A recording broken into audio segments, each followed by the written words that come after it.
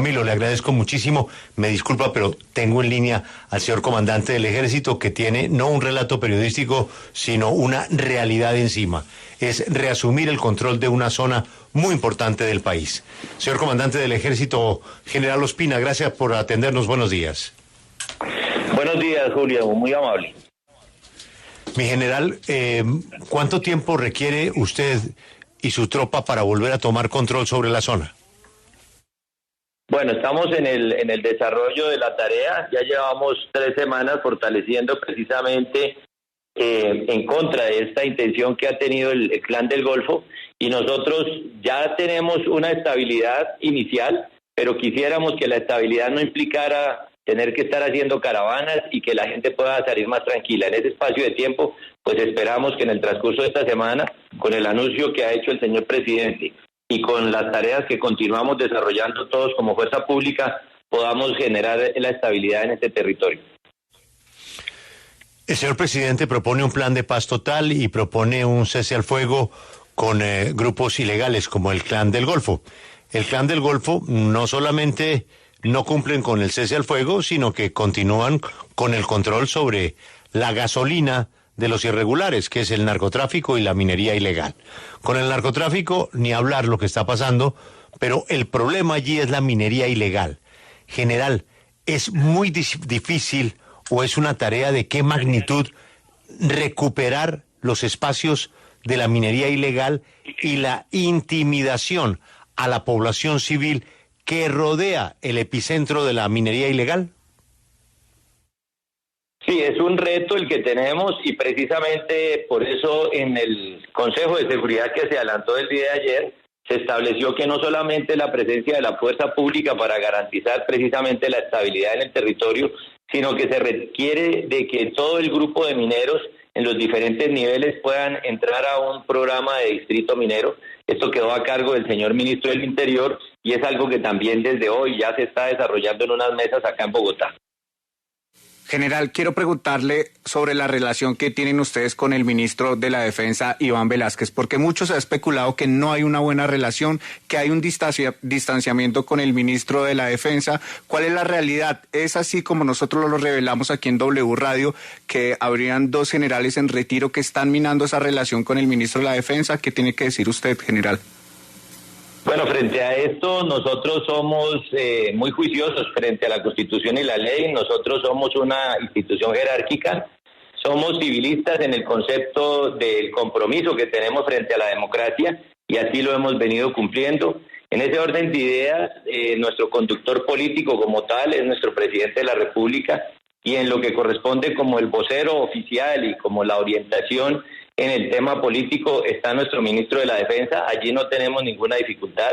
Por el contrario, hemos encontrado empatías importantes en donde permanentemente estamos revisando las tareas que nos corresponden a nosotros, alineados con nuestro hoja de ruta, que es nuestro plan de campaña de Ayacucho, y las diferentes tareas que debemos desarrollar. Frente a los comentarios del personal que está retirado, frente a eso, pues yo no tendría nada que decir, teniendo en cuenta de que en este momento mi responsabilidad es con el personal activo, y en ese orden de ideas es lo que me ocupa. General, el hecho de que se haya anulado el decreto que le daba a las partes un cese al fuego y por consiguiente la capacidad de la fuerza pública para atacar a esas organizaciones criminales, no le permitió a esas bandas criminales fortalecerse durante los días en que el decreto se aplicó? Gracias por la pregunta. Durante este espacio de tiempo nosotros no hemos perdido de vista a los grupos delincuenciales. Nuestra misión precisamente es estar muy atentos en todo el territorio nacional. Dentro de eso, una vez el señor presidente establece que no va a continuar los diálogos con él, igual que lo hizo en su momento con el ELN, inmediatamente nosotros empezamos a desarrollar actividades. Este mismo fin de semana hemos tenido combates en el sur de Bolívar y hemos hecho incautaciones fuertes de narcotráfico precisamente en todo este sector. General, ¿qué se sabe de los enfrentamientos entre el ELN y el Clan del Golfo entre Valdivia y Yarumal? Se habla de 18 muertos y el personero de Valdivia nos decía en estos micrófonos que el acceso es muy complicado. ¿Ya lograron llegar? ¿Ya verificaron qué es lo que está pasando en esta zona? Bueno, en esto estamos acompañando precisamente a lo que corresponde a la policía y al CTI con el ánimo de verificar lo que están informando, cuál es la situación real. Desafortunadamente, pues estos son clanes y son grupos al margen de la ley que entre ellos mismos se generan vendetas y se vienen presentando, como lo vimos en su momento en el Putumayo. Hay situaciones que dentro de la misma organización generan desconfianzas y ellos mismos se terminan enfrentando. General, pero quiero que nos detengamos en el tema del cese al fuego, porque quiero preguntarle cómo se aplica en la práctica. ¿Cómo saben ustedes al encontrarse con una persona armada si hace parte del Clan del Golfo, del ELN, de una disidencia u otra? ¿Cómo funciona en la práctica ese cese al fuego? Bueno, en la práctica permanentemente nosotros estamos dando instrucciones. Una vez el señor presidente termina este acercamiento con el Clan del Golfo, igual que lo hizo en su momento con el ELN, nosotros dimos instrucciones muy precisas por nuestros medios de comunicación y seguimos acompañando allá en territorio. La claridad que le damos nosotros a nuestros hombres y mujeres en el territorio es la flagrancia.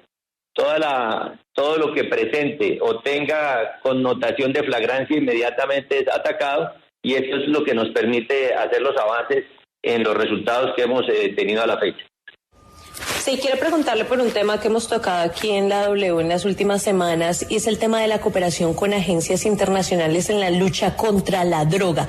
¿Ha visto usted algún cambio en cooperación de estas agencias internacionales, en los operativos que ustedes hacen junto con miembros del Ejército, Policía, Fiscalía, en contra del narcotráfico?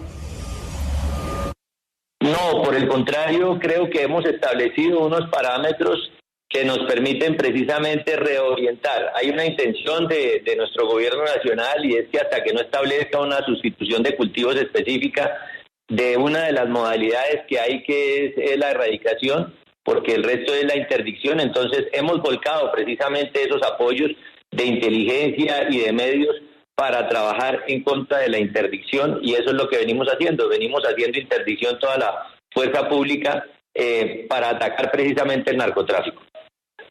General, ¿usted cree que primero debió debilitarse a estos grupos o militarmente para después decretarse el cese al fuego? Se lo pregunto es porque pues no están cumpliendo, el Clan del Golfo no está cumpliendo, las disidencias de las FARC no están cumpliendo, y a eso usted le añade que el ELN pues no está en un cese al fuego, pero está en un proceso y también sigue atacando al ejército en departamentos como Arauca. ¿Debió debilitarse primero a estos grupos, general? Bueno, estos esquemas no son de decisión de la fuerza pública. Nosotros acompañamos la intención del conductor político de turno, y en este caso acompañamos la intención del señor presidente Petro. Entonces estos esquemas no dependen de nosotros acompañamos y permanentemente estamos orientando y haciendo los análisis que permiten que el señor presidente tome las decisiones como las ha ido tomando. Pero en esa línea, general, precisamente el análisis que ustedes entregan, denos un panorama más allá de esta zona del Bajo Cauca, en donde pues ya el país ha visto lo que está pasando y el presidente tomó una determinación. ¿Qué nos puede decir usted de los otros grupos con los cuales pues se acordó, habló y se puso en marcha el cese bilateral? ¿Qué está pasando con las disidencias de FARC? ¿Qué está pasando con los llamados grupos organizados que, por ejemplo, están en la Sierra Nevada de Santa Marta, o con el ELN? ¿Cuál es el diagnóstico que usted tiene? ¿Están cumpliendo o no están cumpliendo? ¿Qué dice el análisis que usted le entrega al presidente? Nosotros continuamos haciendo la tarea como corresponde, y en ese orden de ideas estamos desarrollando todas las actividades de acuerdo a la Constitución y la ley. El análisis específico de si se van a acoger o no, o el análisis específico de en qué momento ellos terminan en alguna situación diferente, pues ya corresponde al comisionado de paz y lo que nos deba presentar en su momento. General, quiero preguntarle sobre el lamentable hecho que ocurrió el fin de semana, la caída del helicóptero que dejó lamentablemente 4 personas muertas. ¿Qué se sabe? ¿Cuáles fueron las circunstancias de este accidente, general? Gracias por su pregunta. Total solidaridad precisamente a las familias. Esta se constituye en una fecha histórica porque desafortunadamente este fin de semana se nos presenta ese evento de Chocó y tuvimos también un sargento asesinado en combates con el ELN en Arauca. Frente al tema específico del accidente, es materia de investigación y una vez tengamos ya un resultado de la comisión inspectora, por supuesto que ustedes tendrán la información. Sí, quería preguntarle por la moral en las Fuerzas Armadas, un tema muy importante, el sentimiento de los soldados rasos que están combatiendo. Y es que veíamos imágenes hace poco de un ataque a un helicóptero en Arauca, que un helicóptero que iba a evacuar a un sargento. ¿Cómo está la moral entre las fuerzas militares? Bueno, pues precisamente en el cumplimiento de la Constitución y la ley es que se dan estos combates. Y los combates no se pueden hacer si la adrenalina no está al máximo y la motivación no está como corresponde. Eso tal vez es una de las partes del termómetro que ustedes pueden analizar. Permanentemente yo estoy en territorio, estoy yendo a saludar la tropa y estoy hablando con ellos.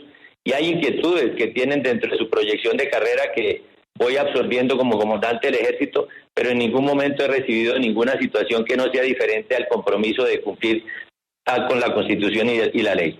General, el viernes pasado hubo mucho ruido en torno a un documento que se conoció precisamente del Ejército Nacional, en donde se registraba un listado de varias decenas de oficiales del ejército que habían solicitado el retiro.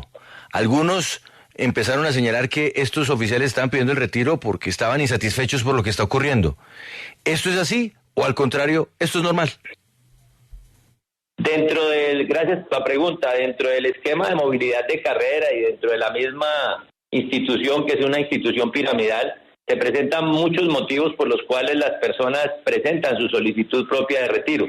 Algunas de ellas es por temas jurídicos, algunos terminan siendo por sanidad, otros por tiempo cumplido, y en este caso precisamente el documento al que ustedes tuvieron acceso corresponde precisamente a un documento en donde van incluidos 23 oficiales que no son promovidos al siguiente grado y por consiguiente uno hace un paso al costado cuando ya su techo de carrera se ve en esa condición. Señor general, le acompañamos a usted y a todos sus hombres en este difícil momento de recuperación del Bajo Cauca antioqueño. Ha sido usted muy amable. Muchas gracias, Julio. Un abrazo, bendiciones.